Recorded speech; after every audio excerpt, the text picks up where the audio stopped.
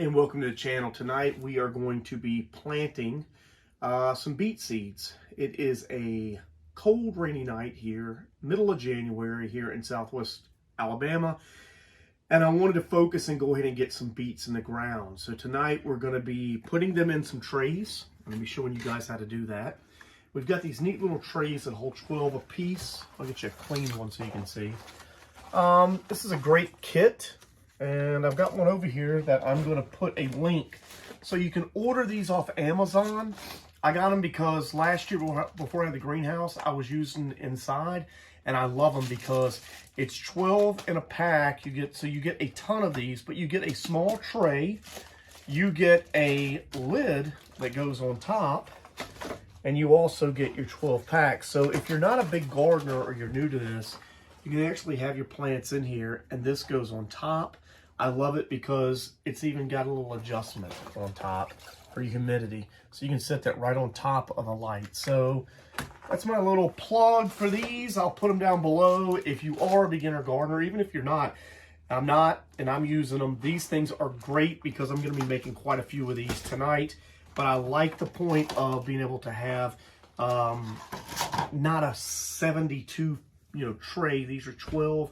That's going to allow for that. Okay, so tonight we're going to be putting in some Detroit dark red medium tops, and then my burpee, and then I'm going to be doing the fairy morse. We're trying fairy morse this year, Detroit dark red. So I don't know what the difference between medium top and non-medium top are, so we're going to give it a shot. Around 60 days for these guys. These are going to be around 60 days, but I'm going to be putting a couple of seeds in together. So what I want to show you when we start off with these burpees, I'm going to go ahead and put my seed mixture in. And as always, I know a lot of you all have asked me on my page, what do we use? We are using 1/3 perlite, 1/3 my own compost, and 1/3 of Pro Mix. And there's a video that you can see up here in the corner that talks a little bit about the Pro Mix. Highly recommend that. It's got some nutrients in it. And every now and then I'll even throw in a little bit of peat moss if I feel like that I've got a little bit over. I've got a little bit more perlite than I really wanted in this, it looks like. But that's what I'm going to go with. So we're going to put this on top in our propagation tray. I'm going to take this other lid. Here's a little thing a lot of people should do. You need to take this and just put it on top and just push down. You don't want your potting mix to be too loose, okay? So you can see how that is. I'm going to set that to the side. We're going to make one more. Now, one thing you need to know about beet seeds is they're going to germinate more than one plant. A lot of people don't know that. I did not know it until I really started getting into gardening, but you're going to have probably 2 or 3 plants come off of one seed. It's called a multi-sprout plant, something like that. But that's basically what it is. So what I'm going to do is I'm going to put 2 seeds in each one because guess what? Some seeds are going to produce 3. Some aren't going to produce any at all. And that's just the way things go. So we're going to start this off. My game plan is to plant these. I'm going to keep them out here in the greenhouse. I'm going to let them sprout. Once they sprout, and I have them on a heating pad, once they sprout and get going, probably in about 2 weeks, I'm going to move them out to my 12 by 4 raised beds, and they have a hoop house on top of them. You'll see that later on in the video. Okay, so I'm going to go ahead and start out with these Detroit dark red medium tops. I want you to take a look. And this is what I was talking about. They don't look like many seeds that you see. Each one of these is going to have 1 or 2 sprouts come up off of that. So here's what I'm going to do. I'm going to take my first one, and I'm just going to take 2. Again, some people will say don't do 2, but I can always thin later. But I've done 1 seed in the past, and what I run into is I don't have anything grow at all. And a lot of plants are like humans in the sense of they're an extrovert or an introvert. And you can think I'm kidding about that, but some plants like having some of their crew with them. one of those is the beet.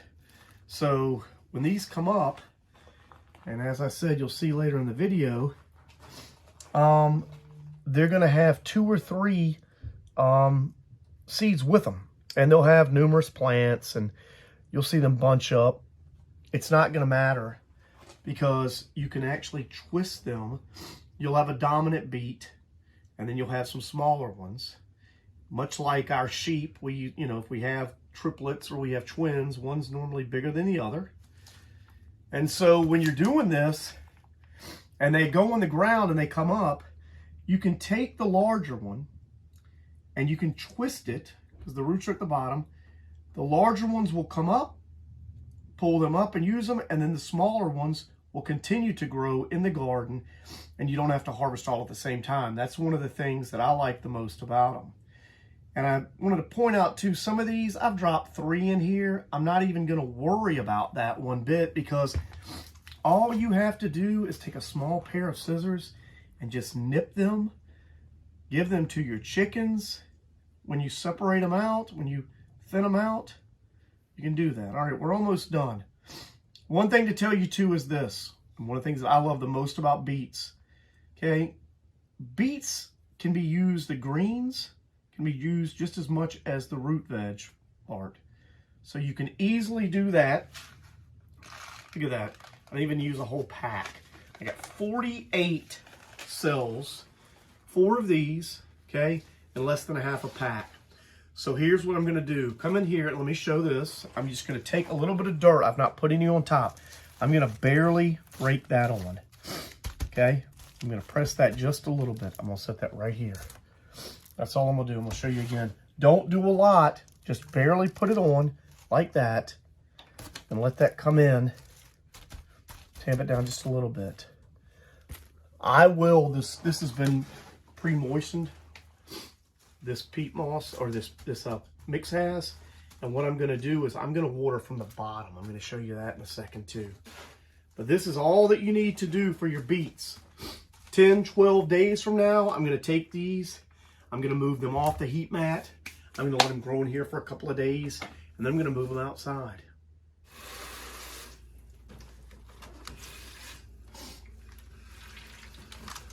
You can see I'm watering from the bottom. They're going to absorb all the water.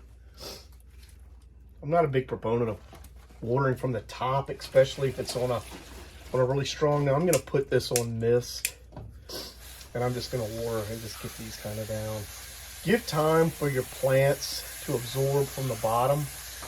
The beets are bigger seed than most people have. They are a larger seed, so you're not going to have a lot of distribution. A lot of people on some of the bigger trays, when you go to water and all the water goes to one side, all of your seeds are going to go to one side if you do that. If you water on the bottom like this, let the stuff pull up from the bottom, it's going to stay where it's at. And honestly, that's a more natural way to be. When these start to sprout, if you're spraying water and you get too much water on the top side, you're going to probably run into some mold.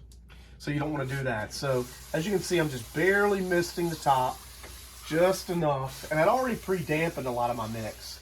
I'm going to go back to my shower. I'm going to put a little bit in the bottom. That's it. Now let's see what comes up. I'm going to label these. One of the biggest things I recommend is label your stuff. There's been more than one time that I've gotten busy. I've looked around and said, what is that? And I don't know what it is. Be sure that you label them and put them in. Okay, so it's been a couple of weeks. The beets that you all saw me plant that were planted on, let's see, these were planted on the 16th right here. And then these last 2 rows down here were planted on the 22nd. So it is February 3rd, 22nd. We're looking at about 2.5 weeks on these and about 1.5 weeks on these. What we're going to be doing today is transplanting them. Now, I want to address something that some people will say, because you're going to see mainly in this right here when we start, you're going to see these right here and some of these, there's numerous ones coming up. Now, there's a debate in the gardener's world about that, and a lot of people say that you need to separate those out. As I mentioned earlier in the video, I think some of these plants that we have are introverts, others are extroverts. Beets are going to be your extroverts. They love to be with beets of their own kind. And a lot of people will say separate and separate, and then they say, I don't know why my beets didn't do good. You know, my thing is this. Beets were invented to produce, the seeds were invented to produce more than one beet.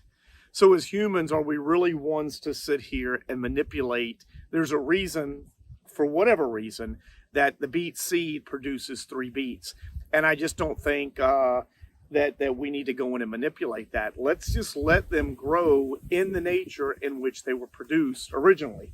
So that's what I do. I don't separate them. Now, you're going to see later on in the video, you know, you can actually turn the beet. There'll be 3 in a knot. You can actually just turn the beet and get the biggest ones, and the other ones will grow. And if they don't grow to the size that you want, you're not going to get full-blown huge beets every time. You're not going to get full-blown huge turnips. You're not going to get huge, not every tomato is going to be massive. You are going to get different size fruits and vegetables off of the same plant, and beets are no exception. So let's start planting. I think we've got a lot in this part right here. I've got carrots. I planted carrots this way, a nice pelletized. They're just starting to sprout. It's been an insanely wet last 10 days, and we just have not been able to get anything in the ground. Now, let me show you this. That's the greatest tool that you can use if you're using any of these, okay? I'm going to show you, but you can dip right down and you can get these out. Demi-tasse spoon, $6, Walmart, you get 20. Use them for your coffee, save you a couple like I do out in the greenhouse. They make things a lot easier. This and a wooden chopstick, just a plain wooden from a little rinky-dink Chinese restaurant, nothing fancy, just a wooden chopstick are 2 of your best tools in the garden when you're transplanting vegetables. Okay, so as I mentioned, these were planted on the 22nd. It is the 3rd, 22nd of January. Excuse me, no, these were, let's see. These were actually planted on the 16th. The other batch that we're going to put in today was the 22nd. So we've got a couple of weeks on them. I want to bring this in, hope this focuses, lets you see exactly where they're at. They were on a heat pad in the greenhouse with a dome until they sprouted. After that, we took them off. So here we go. Now this is my last row in the very center. This is my last row of my carrots. I can see some coming up right here. So right here is where we're gonna stop. I'm just gonna come in here. I'm gonna take my demi-tasse spoon, and as you can see how that comes down? Look at how easy that comes up. Now I'm hoping you can see there's a really nice set of root growth at the bottom. This is the perfect time to start them out. So let's go ahead and just dig a little hole. I'm gonna go with my beets. I push them down a little bit more than probably some will, but I like that. I am a 4-finger spacer on my beets, so I'm going to go ahead and make another hole right here.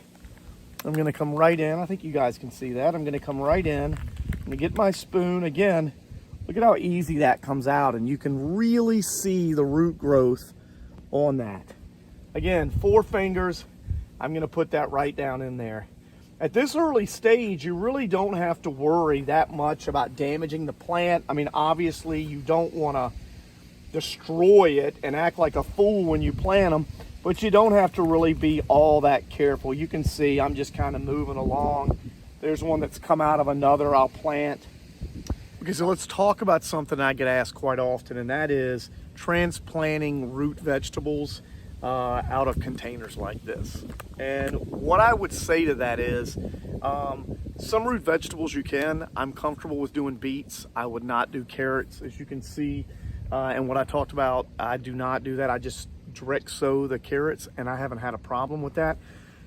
But here's the way and the type of gardener I am. Until I have a problem, I'm not going to change it. And I've been doing beets like this for about 5 or 6 years. I've never had a problem. I really don't see where there's a problem with it. I have direct sowed them into the ground, and I've done it this way. I prefer this way. and I'm going to continue to do it. So I'm going to get to planting these, and we'll see what we can come up with when we get done. Okay, so here we are. I've taken you through the full life cycle of a beet. I'm going to harvest one today. These are not going to be harvested until next week because the market starts for us Memorial Day weekend, so I'm keeping them in. I want you guys to see a couple things. We're in Northwest Alabama. We've already had 89-degree weather. Notice there is not any bolting on any of this. Carrots have come in good that you've seen later on. But here's the big thing I want to show you. We're going to pull some beets, but I want to show you, you can see how thick they are. Earlier in the video, I talk about how you can plant these very close. You can put 2 or 3 together and you can plant them in a seed pod like we do and then transport. Some people say not to, some people say to thin. We've not thinned anything. You come in here, I want to show you something, and I want you to see, here's an example right here. Do you see these? Okay, they're in here thick, and that's not the only one. You can look right here. Look at the thickness of these 3 beets and the size. They're right in there together. Look right here. Okay, we're going to pull this Johnson. I think we're going to pull this guy. Okay, I just want you to see, without overcrowding, the type of beet. Look at that. Say what you want, that's impressive. Okay, that is a beet where most people would say is overcrowded. Look at the size of that. Okay, that is out of a tray that was started, a seed pod tray that was started, and these were transplanted. Okay, I'm taking this back to the kitchen. I think Savannah and I are going to eat this and try it out. You guys have any questions or concerns, please put them down below. Give me a thumbs up and subscribe. I just really wanted to come out today. We've had some rain, the soil is loosened. I wanted to show you how the whole concept of overcrowded beets is a bunch of nonsense, or at least it is where I'm from. We do this every year, and we're getting beets like this where they're all crowded in together. Have a great week. Look for us next week at the market.